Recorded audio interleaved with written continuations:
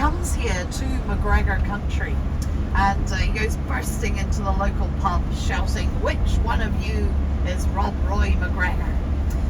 Rob Roy, he was a big fella, stands up going, "Aye, that'll be me." And the wee man goes, "Well, I challenge you to a duel, I want to fight you." Now by this stage of his life, Rob Roy, all actually going quite well. After a few days they were getting on quite well, they were all friends. But on the 16th of February 1692, in the middle of the night, the Campbells get up out of their beds, and under the orders, it should be noted, under the orders of William and Mary, they massacre the MacDonalds of Glencoe, to sort of, show what happens if you don't sign up and show your loyalty to the crown. So this was a time when about 35 people lose their lives. Imagine trying to run out from this glen. People in the middle of the night in the dark. The clan chief for the MacDonalds of Glencoe was literally stabbed in the back as he was trying to get his pants on to see what all the commotion was outside. So if you didn't speak up and you do have Campbell family history, just keep that one to yourself around here, because Scottish people have very long memories. Still to this day there's a pub at the bottom of the glen that has a sign outside saying "No beggars, no hawkers, and no Campbells." So I've told you a very sad story. I'm just going to compound that sadness. As we go through the glen, this is actually looking a lot better than we thought it was about to be. It's looking very nice in there, so we're going to be stopping off the pictures.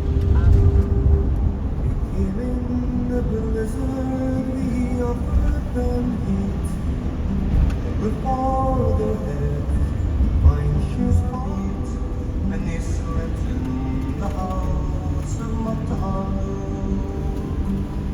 Oh, cool is the snow that sleeps Glencoe, and covers brave O'Donnell, and cruel was the cold. Sorry, a little bit earlier stopping than I thought, but this is actually like murdering foxes amongst helpless sheep, they slaughtered the house of MacDonald.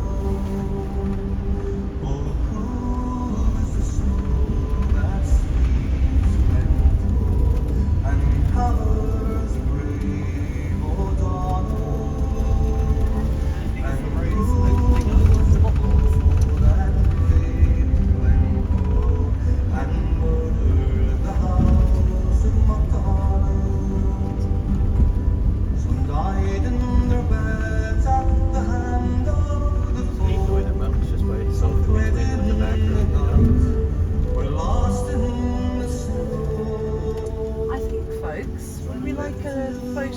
away from all the know that they've got a cafe there, you can get coffee or a hot chocolate or something and warm up a little bit, and another opportunity for us to use the bathrooms, but I'll talk logistics in a moment. I think I'll let you soak in these beautiful views as we come down the glen.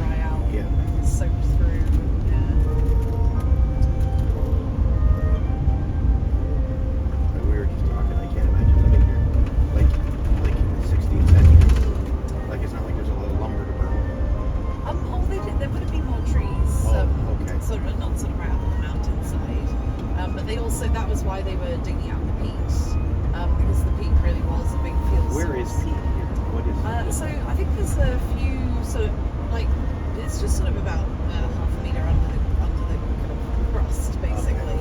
That looks quite shaly there. So when we were at Granite Hall, that stop there, we were basically standing on the peat. Up at the sides further down here they'd be digging out peat. And I know one of the houses that they modelled, so the one that we'll see at the Glencoe Visitor Centre, they modelled it from excavations that were done like pretty much just a tiny bit further down, but just up on this slope of the hill. So you can sort of see kind of old walls and things like that. This was like a mini farm here, and so you have these little houses. So it's the National Trust. So that would probably be no, because they would want you to find anything and not turn it in, I right? don't know, because it's all sort of free walking trails and that. I think you can, but I think if you find anything of historical significance, you've got to report it and it won't be yours, or something like that. Right. Yeah, it's anywhere really. Yeah. I know you're not allowed to on like Culloden Hall, like battlefield, or on like so the National Trust is a bit different to historic Scotland. They're a little bit more kind of like free access groovy. Village. That's where we're going to see Kinloch Leven, which means Kinloch is a sea loch. This one you want to be looking out for lots of wildlife. I really like these coastal lochs because you get seals. There's even the possibility at the right tide level of spotting porpoise, sort of like dolphins. There's lots of different types of whales as well that we get up in Scotland. I'm not saying that we see whales here all the time as we're driving by, but yeah, you can even get orca, we get minke whales, things like that. Try one. So yeah, there's lots of wildlife to keep your eyes out for. I do like to ask people to guess, if you can, how many lochs we have in Scotland. So we are counting these ones that go out to the sea. Again, people would maybe call it an estuary or a fiord. We're saying that's a loch, so we're counting those as well. But yeah, usually people don't like to shout out on a bus. So what I'll do is just put a number in your head. If you have a think of a number in your head of how many lochs there are in Scotland, now probably you want to add a few zeros onto the end of that number. Because there are 30,000, there are over 30,000. Oh, right. I thought you said 12 when he said, I was like, I won't call her out. No, so 30,000, there is, I think it's like 31,060 something, I believe, is the exact number. But easier to say, over 30,000 lochs in Scotland. So pretty much anything bigger than a puddle, we're just like, yeah, that's a loch. All these bodies of water, but yeah, it is a big part of our industry. You're going to see more of the fishing up along here, the fisheries too. So with all these areas with the tidal lochs out on the west coast here, this was where the Vikings in this quarry, and when they got to retirement age, which usually at that kind of time was not too long before death, they were given on retirement a piece of slate big enough to use as their headstone, as their tombstone. Yeah, so it's not quite a gold watch, but this is why you'll see the church just up here. There's quite a few of these sort of very dark slate graves there, and like the roof of this church, similar to it. They would go and get business done. If there had been some kind of treaty where they'd had to really kind of make a bit of a bargain, something that could be controversial, this was where they'd go out and actually sign off on agreements, because whoever's there can see who's coming from all around. You can see how many men they have with them, if they have any weapons, and the same when you're going there, you can see everyone that's on the island. There's nowhere to hide, no trees, so no chance for us again. It is, yeah, really gorgeous, the views you get from this bridge. If we were going to go round this roundabout, we'd get to Oban, we'd go under that bridge, and that's from Oban's where you go out. Yeah, so I want to hear lots of oohs and ahs, everybody. Out to the west, all the mountains here, ooh, and then into Glencoe, ah. I could do with more oohs and ahs.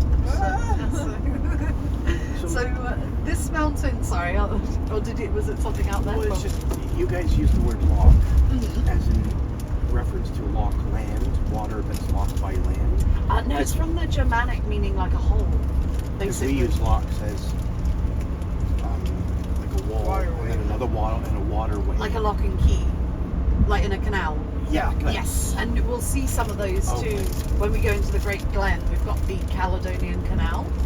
So yeah, that's yeah a different word, but yeah, loch. If you also have the Celtic Celtic tribes. You have the Gaels. They come over from Ireland in the 6th century. So the Picts, the Celts, the Gaeldochs, all these sort of different tribes. The Vikings would also settle here too. So it was a big mixture of people. And it wasn't until about the 800s that a man called Kenneth MacAlpin used the Gaelic. So from the Gaels who come over from Ireland. In Scotland we speak Gaelic. In Ireland they speak Gaelic. From the Gaelic, so Alapa was the name of the country. And if you flew into the country, drove in, you probably passed a sign saying Perthshire na Alapa, welcome to Scotland. So the field just coming up on the left, this is where you're going to see one of those Viking standing stones. So just out here on the left hand side, beautiful. You might have noticed there's two kind of rings carved through that standing stone. We don't know exactly what that means. It could have been, you know, we've already raided here, we've already settled here, back off. Could have been for navigation or something like that, we're not sure. But yeah, it is, yeah, it's a big theme, that sort of not being able to see the end of it, so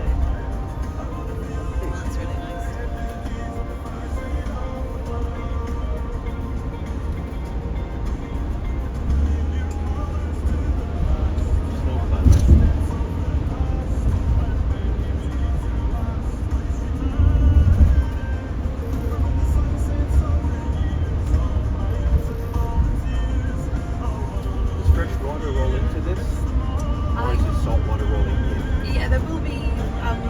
So it is very much, like we tasted it, it'll be very salty. It is very much coming off the sea, but you've got all the, you know, little rivers and waterways coming in as to get into, yeah, the Celtic tribes, the Picts.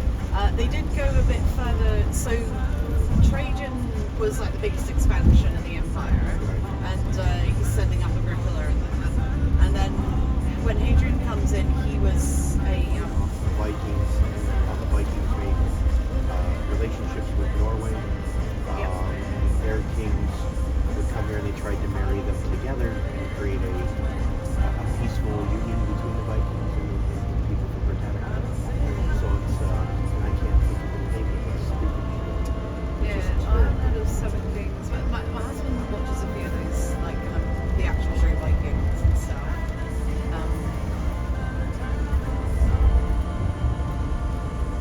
So it sounds good.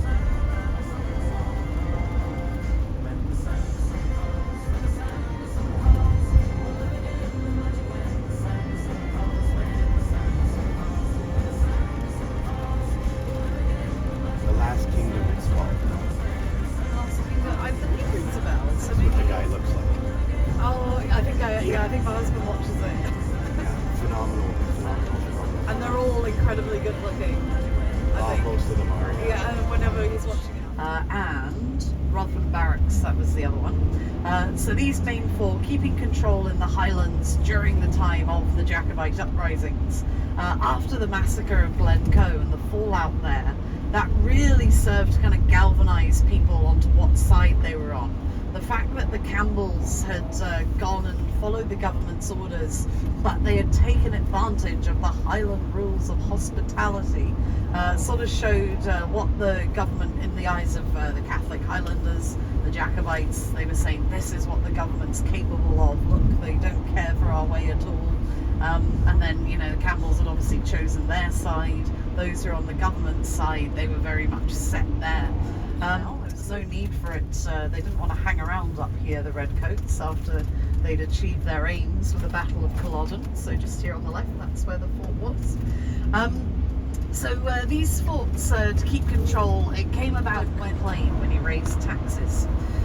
So these people who have been crofting and farming on the same bit of land for generations, they were forced off the land in something that was called the Highland clearances. And there were some very, very sad trails of people leaving these places, being basically, they were like, we don't care where you go, but you can't stay here. But what this then leads to is people going over to the New Worlds. So I'm saying New Worlds in inverted commas, because we know that there were people there already. But going over to Canada, to Australia, to New Zealand, to the Americas, even the West Indies as well, going over to all these places where they could hopefully start an easier life. That was their hope. They could speak their language, they could practice their culture, sing their songs, play their bagpipes. So it's why it does account for quite a few things in the Highlands today. So why Gaelic is not so prevalent in Scotland, why you're only really seeing it kind of up here in the Highlands on the west coast. Why it can seem quite empty in the Highlands too. This big clearance time is sort of something that was never really fully recovered from as well in terms of infrastructure and things like that. Yeah, just sort of Scotland having a population of only 5.4 million people, but far more people around the world have Scottish ancestry, this is from all those people kind of clearing out of the Highlands during that time of the Highland clearances. It's not the only main event that made people leave the country. There are another, quite a few other events, but it is one of the really big main ones that you can point to. So why so many people have that connection with Scotland all around the world. So there we go, I've told you another sad story, haven't I? But after the Battle of Culloden, the Bonnie Prince, he probably didn't do much fighting at the battle, but he was stolen away by a lady called Flora MacDonald. And Flora MacDonald has to hide him, disguise him, and she dresses him up as a woman to do this. So I know I've got a few Outlander fans. They depict that very well in Outlander. It's all kind of how it probably happened. Flora MacDonald then takes him over the sea to Skye. So this is where we get the original Skye boat song. Speed, bonny boat, like a bird on the wing. Onward the sailors cry. Carry the lad that's born to be king over the sea to Skye. And then from the Isle of Skye, he goes back down to Europe. To the end of his days, he was trying to get support again for this cause, for his father's throne, and then eventually what he thought was his and his birthright. And he really didn't seem to care how he left the Highlands in his wake in that quest.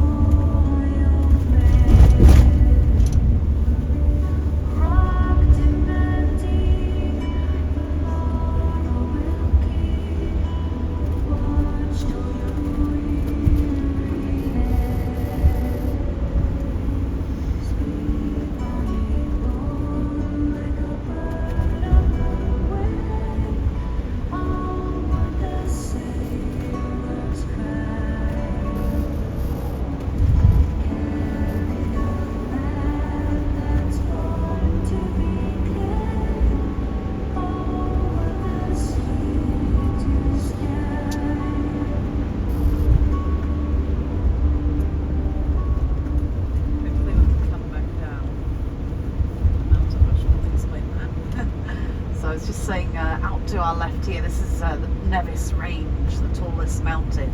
As we've done this turn up here, this is us coming into the Great Glen, and this is the only bit that we kind of double up on the day.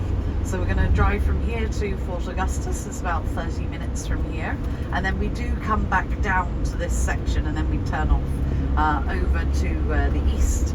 So I'm hoping that we might get a bit more of a view of the actual Nevis Range when we come back down here. So yeah, what I'll do is we'll keep going up to Fort Augustus. You can see on the sign there. Yeah, this is now the very large, the Great Glen. That is another one of these that was carved out by a glacier. Last ice age, a huge glacier coming through here creates a really kind of big, deep fault. And one of my favourite facts, I don't know why they described it like this, but it's stuck with me. If you were to snap Scotland like a biscuit, this is where it would break.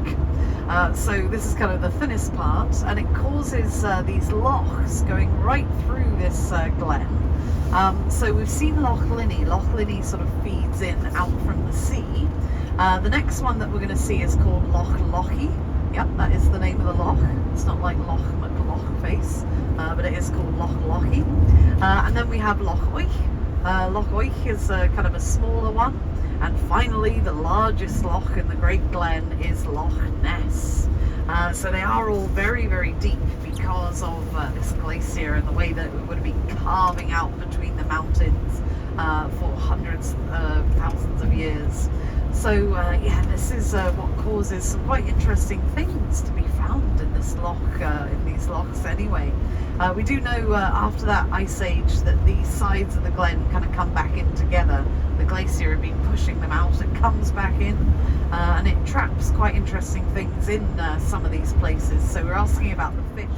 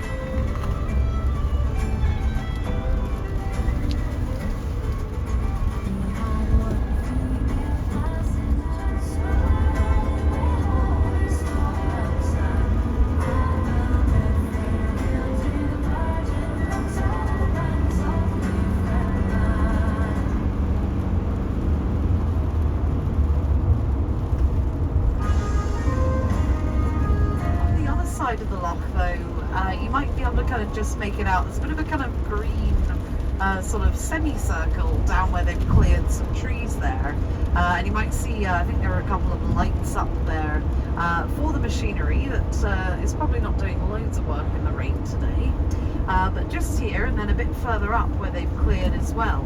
This is going to be the site of our next hydropower station. It's quite fun waiting on the bridge because in the summer this is just, you get stuck here the whole time because this whole bridge completely swings out, so that the bit we're on here, I don't know if you can see, but there's a big kind of line in front of us. This bridge swings out. This is the Caledonian Canal on the left, and then lets the boats in here on the right to enter into Loch Oich. And there's quite a few of these ways, so obviously the barriers would come down. and you wouldn't go onto the bridge, it would swing open, you'd sit there waiting for ages. People on my bus are going, can we get out and take a photo? And I'm going, no, because as soon as you do, then it'll start moving and I'll have to. So yeah, it can take a lot of time in the summer, but in the winter there's not really anyone going through very often. Yeah, the whole thing takes 19 years. It's building your hydro.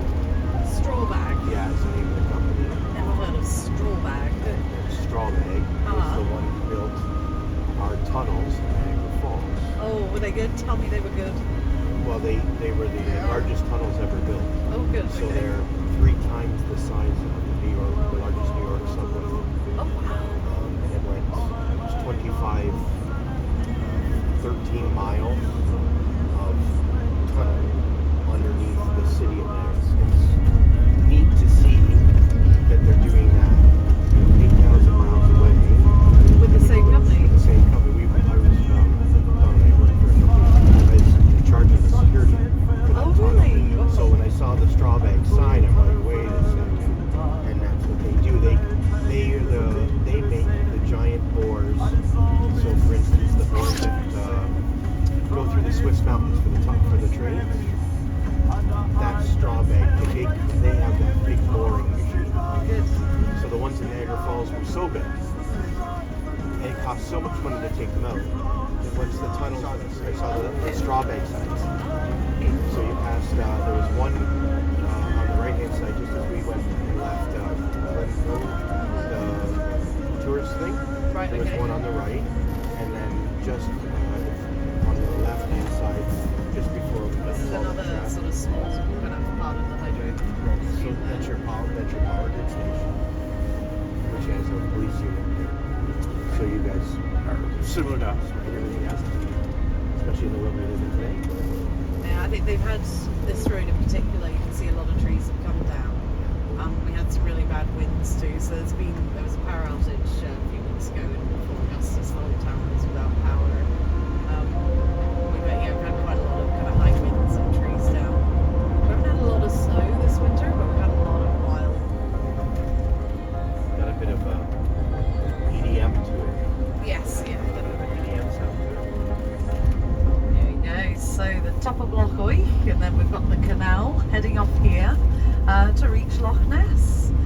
So I need you folks to do what you've done for us every other time that we've had a significant stop on the tour, and hopefully that was the bad weather we left behind, and it's looking nice and clear up here as we go through the Great Glen. So as we head up through the Glen here, we are following in the footsteps that St. Columba took in the 6th century. And what he was doing in the 6th century was St. Columba comes over from Ireland and he is bringing Christianity over to this pagan land. When he's on this mission, he hears of a Pictish king situated up here at this loch. Inverness was definitely an old settlement, and this king just below Inverness is on his deathbed. And so St. Columba thinks, well, that's a good person to convert to Christianity. If I can get him on board, then yeah, lots of people will follow. And as he makes his way to go and meet this Pictish king, St. Columba is the first to record seeing a monstrous creature rising out of the depths of this loch. He banishes the monster back into the loch, tells her to go back in, and that counts as one of St. Columba's miracles, apparently. So he was the very first one to record in the 6th century a sighting of Nessie. Can I just check, is there anybody on this bus who has any doubts at all in the existence, the realness of the Loch Ness Monster? Yes. Right, well, just you wait. Stop the truck. No, I'll carry on very much here so that after this you will be a firm believer in Nessie. Because I'm not asking you to, believe it's the same monster from the 6th century.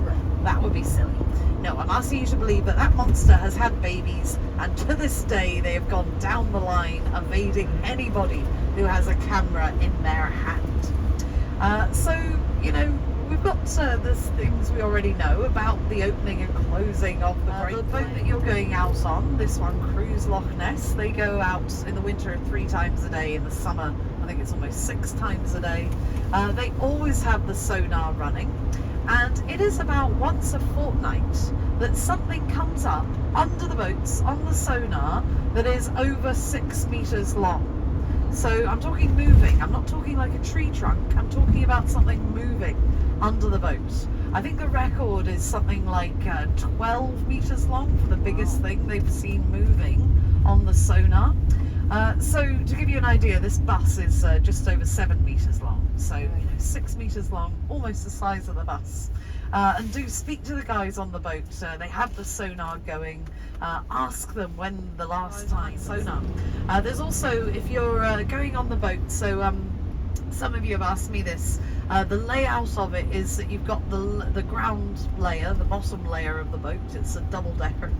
The bottom layer has, it's enclosed, it's got the windows. You can get a good messy photo maybe through the lower deck windows. There's a bar down there.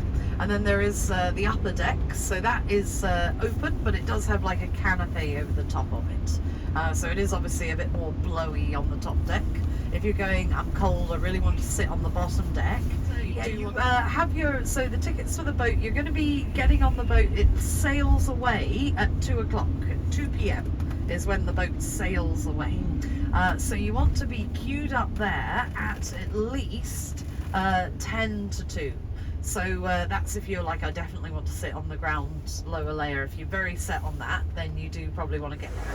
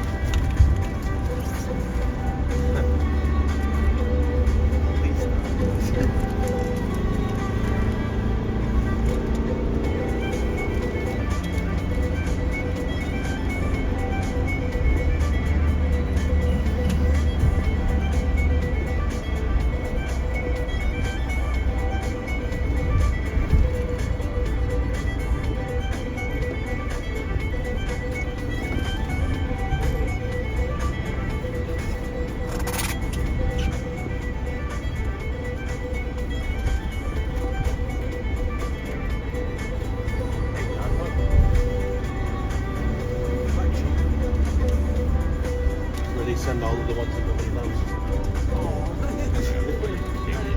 I saw they had like kind of white tails as well. The main ones we have are the completely white sheep, Cheviot sheep. And then we have the ones with black faces, and they're called black face sheep. Those are our two kind of main breeds for the island ranges.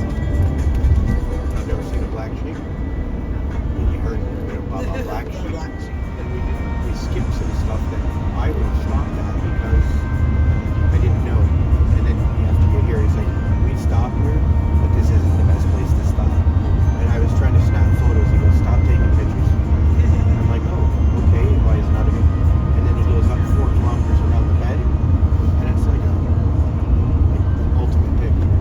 Right, so you're not, it's just amazing. It's amazing. Like, this is probably the more informative tour because you tell stories. I like history, so you're going through history, and you're talking and going through. But to go through downtown To live with his mother's people. During that point, he becomes a very hard worker. He becomes quite a good swordsman too, and a very accomplished fiddle player. So the violin, basically, but we call it the fiddle. Not while his wife and children are still lying out in shroud in the kitchen, for goodness sake. And this quite angered the Mackenzie. So he went to Macpherson's nemesis. Remember, all these Highland Robin Hoods, they've got to have their nemesis. So Macduff of Braco was the main one who was always after Jamie Macpherson. The Mackenzie went to Macduff of Braco and told him Macpherson's next moves. And so as they were marching into their next market town, that's when a beautiful lady appears at the window. She beckons Jamie Macpherson over. Now at this stage we're into the year 1700, so Macpherson's about 25, and of course when a beautiful woman calls you over to the window, he goes right up saying, hello, my name's Jamie Macpherson, would you like to hear me play the fiddle? They talk for a bit, but then she suddenly grabs a blanket, throwing it over Macpherson and temporarily disarming him. That's when Macduff of Braco's men pounce. They go bundle up Macpherson and take him off to the jail. Finally, he is to be hanged. Now, Macpherson's taken to the jail, but little did he know that one of his very loyal band of followers was charging off to the Laird of Grant to try and secure a pardon for Jamie Macpherson. But that night, when he is in the jail cell, he has his small fiddle with him, and it is what he believes to be his last night on earth. And so he writes a song while he is in the jail cell that night. Usually the song that somebody would write before their death would be called their lament. But in this case, it is quite an upbeat song, and this one is known now as Macpherson's Rant. Apparently he was quite a ranting person. So the next day, the day that shall be his hanging, his execution, that's when Macduff of Braco is looking out from a high vantage point over his lands, over the town, and he sees in the distance a rider charging towards the town, hand outstretched, a piece of paper in it, and Macduff thinks that must be a pardon. He decides that he cannot let Macpherson slip through his fingers one more time. So he himself goes down to the market town, and he has the clock put forward in the main square of the market town to hurry the time of Macpherson's execution. So Macpherson is brought out to the gallows. He has his fiddle with him still, and quite a crowd had assembled to see this, because even though Jamie Macpherson was very popular with the poor people of the day, a hanging's a hanging, and there wasn't much else to do around here. So they came out to see him, and Macpherson decides at that point, there's deer? Deer? Oh, well, yeah, oh yeah, oh, there's good antlers. No, that's good. Some nice antlers out there on the right hand side. So with the crowd gathered, Macpherson decides to play them this song, Macpherson's Lament, or Macpherson's Rant. He plays and he even dances for the gathered crowd, who are delighted. They're very much enjoying it. But then after he's finished playing, Macpherson offers his fiddle to the crowd, and none of them dared to take it. They were also a very superstitious lot, and they had seen what had happened to the previous owner, or the current owner of the fiddle. So at that point, Macpherson breaks the fiddle over his knee, saying, "None of ye shall play Macpherson's fiddle when I am dead and gone." And that fiddle still lies in those pieces from 1700 in the Macpherson Museum down in Newton Moor, just sort of back behind us here. So Macpherson didn't know at this point that the rider was charging towards the town. The clock had been put forward, but Macpherson had the noose around his neck. And then, sort of wanting to take control of his own destiny, that's when Macpherson decides to jump early into the noose, sealing his fate, the rider arriving in the town just out of time. So the town clock in Grampian was kept forward by 15 minutes for a century after this, to remember Jamie Macpherson and remember what passed on this day. But the song Macpherson's Rant, it is one that then Rabbie Burns, our national poet, got hold of. He played around with the lyrics a little bit. So did Sir Walter Scott. And the result is a very popular folk song in Scotland. Many bands, because nobody really officially owns it, a lot of... Farewell, ye dungeons dark and strong, Highland, farewell to thee. Macpherson's time will no be long on yonder gallows tree. 'Tis by a woman's treacherous hand that I was condemned to die. She called me over to the windowsill, and a blanket she threw o'er me. I said, Antonley, and said Antonley, said Antonley, Katie. He played a tune and he danced in below the gallows tree. Aye, that laird of Grant, oh, that Highland sands, who first laid hands on me. He pleads the cause of Peter Brune, let Macpherson be. Tie these bands say off my hands and bring to me my sword, 'cause there's no another man in all of Scotland that'll brave him at ours. I said Antonley, and said Antonley, say Antonley, he played a tune and he danced to below the gallows tree.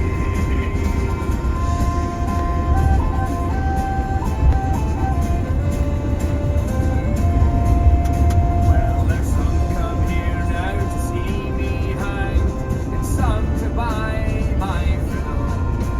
But before that I do part with her, I'll back her o'er the middle. Aye, he's taken the fiddle into both his hands, and he's bracking it o'er a stain. Saying there's no another's gonna play on her when I am dead again. I said Antonley, and said Antonley, say Antonley, and he danced to along the gallows tree. I said Antonley, and said Antonley, say what he played a tune and he danced to along the gallows tree. I said Antonley, and said Antonley, say Antonley, he played a tune and he danced to along the gallows tree.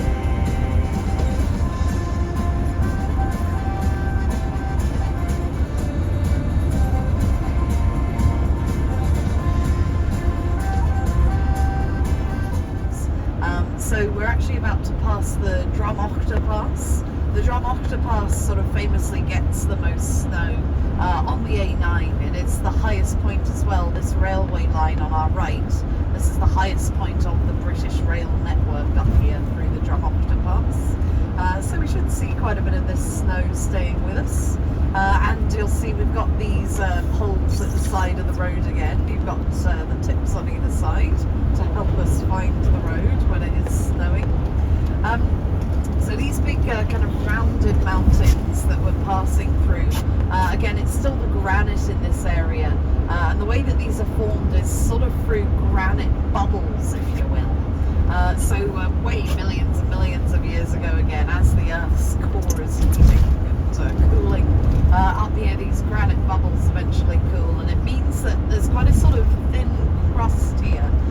So it's a bit different to in Ranachmore. I was telling you about why you don't see many houses because of the peat and how everything is very boggy and squelchy underneath and not great for farming. Here it's sort of the opposite. Everything is very, very hard under this rock. So you can see lots of rocks kind of coming through at the side there. But once again, the heather remains. The heather has that very strong root system that goes in there. But yeah, it isn't sort of fantastic for farming in that sense. So enjoy coming through the end of the Cairngorms here. What I might do, I'll give you a wee bit of a break from the folk music for a while. I've got a wee playlist that's called, oh, I didn't know they were Scottish. Oh, they're Scottish, I didn't know they were Scottish. And I'll start you off with some Katie Tunstall. So Katie Tunstall, she's from St Andrews in Scotland. You might recognise this. This is one of her big hits there. But we'll do a bit of the modern Scottish artists that you'll hear for a little bit now.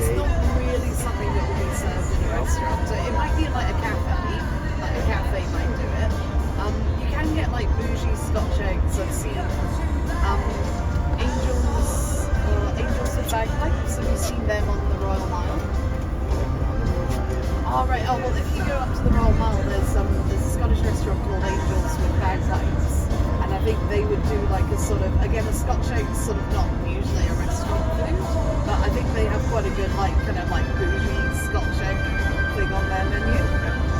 That would be a good place to try Cullen Skink as well. But yeah, Angels and Bagpipes is that sort of quite high end if you're going out for Scottish food. Here he's saying it. So he's a very like beloved dog. That's why he has his statue. But Greyfriars Pub is also just outside the Kirkyard. Greyfriars Pub, you think because of all these like touristy things nearby that it would be sort of very expensive tourist prices, but it's not. And I took some friends there not too long ago, and they had really good Cullen Skink, and they had really good like Scottish pub food menu. But it's not. It's sort of, you'll find in Edinburgh a lot of the pubs you go in and you see the menus and they all look very similar. A lot of them are chains, but Greyfriars is independent. And it doesn't have massive tourist prices, but it's near lots of good tourist things. What about fish and chips by us? Ooh, so, well, the best fish and chips I actually went to the city.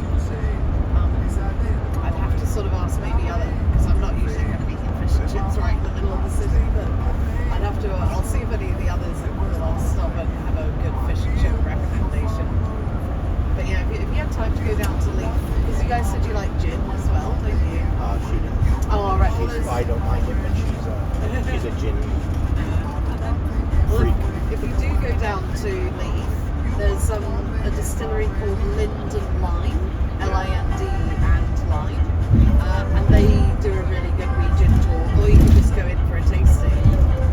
I just realized gin was Scottish. Well, juniper, yeah, we really kind of got the juniper from the Dutch, so making like a drink with juniper is those wee sort of botanic, those little berries. I don't know, white red, white, even like legs that's left, isn't it? It's the same as the poles on the road. So Show you where the edge of the road is over here. yeah, so these are just like cat's eyes, yeah. White is on the right, which has terrible connotations at some points. Yeah, so you meant to kind of like the poles and things with that, so just keeps you mind. And they'll stick out of the ground a bit, don't they? Yeah, so if you sort of like drive over them, it just gives you like a wee like whistle. Like yeah, that's me slightly driving on the So how do they plow? Oh yeah, they're pretty hardy. Favourite Loch Lizzie, that's not particularly exciting compared to others. But we have come into Perthshire, folks. So this is where I am from. And Pitlochry here, my grandpa lived here when I was little, so we used to do lots of nice walks around the loch there in the forest. So it's just a good memories kind of place. So this is the part of the day where, as I said, there'll be lots of personal stories, lots of personal anecdotes now that we are in Lizzie country in Perthshire. But Pitlochry is the other one that I mentioned as being a very well-known town on the Highland boundary fault line. We are still in the Highlands here, we're just above the Highland boundary fault line. If you see pit in a place name like Pitlochry, it's one of the very few words that we have left from the Pictish people. So one of those early tribe groups. Pit meant a parcel of land. We've gone over our loch there in Pitlochry. But one building you will see in here, again made famous by Queen Victoria, is the Athol Palace. And this was one that she considers as well for her Highland residences. It is a privately owned hotel now, but you can tell that the energy crisis isn't affecting them so much because it is pretty much one of the only buildings that's floodlit in there. So it sort of looms out of Pitlochry and it looks a little bit like Dracula's castle. So as we turn at the end of half term, you've got Ben Lawyers, so you can just make out a bit of that Munro up behind it. You can probably see the Athol Palace there now. So yeah, you can tell things are privately owned. They're lit up beautifully like that. But our other like Edinburgh Castle seems to have only a couple of lights on it at the moment. So yeah, Victoria choosing that one. But just outside, up on the hill here, there's a white building. It's a bit dusky. You might just be able to see up there on the left-hand side. That's called the Edradour, and that's Scotland's smallest distillery just up there. Despite being the smallest distillery in Scotland, they do actually do quite a lot of exporting, and it's a very well-known brand. But just below the Edradour, that was where my junior school was growing up. So I only went to a very small junior school, or about 50 pupils, so we were only allowed very small bits of whiskey just below the distillery there. Yeah, welcome to Lizzie's home country. Killiecrankie as well, you would have seen on the signs. That was the site of our first of our Jacobite uprisings, our first unsuccessful one, where there's a point called Soldiers Leap down there over. After you've spent your day in Scotland and the Highlands today, you might feel that Caledonia calls you. It calls you back to it.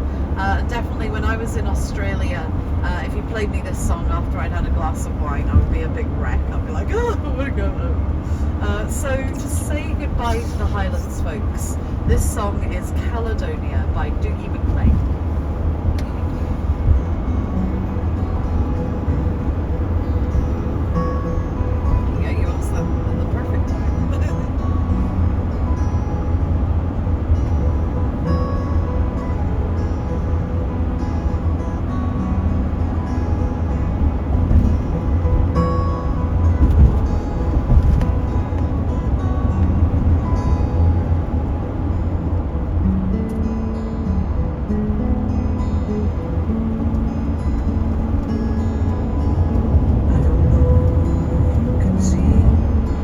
Changes that have come over me these last few days. I've been afraid that I might drift away. I've been telling old stories, singing songs that make me think about where I came from. That's the reason why I seem so far away today. Let me tell you that I love you, that I think about you all the time. Caledonia will come, and now I'm going home. If I should become a stranger, know that it would make me more than sad. Caledonia's been everything I've ever had.